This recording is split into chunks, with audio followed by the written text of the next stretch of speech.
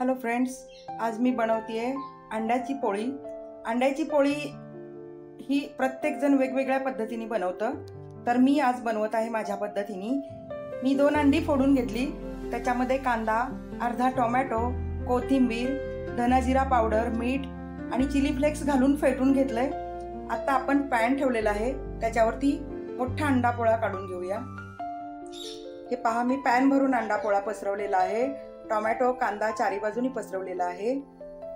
आता आपण ते उलटून घेऊया। हा बघा, आता एवढा मोठा आपला अंडा पोळा उलटवून झालेला आहे। बिलकुल तुटलेला नाही किंवा तडा पण गेलेला नाही, चीर गेलेली नाही। मी झाकण ठेवून 1 मिनिटासाठी वाफवून घेतला होता आणि नंतर उलटवला।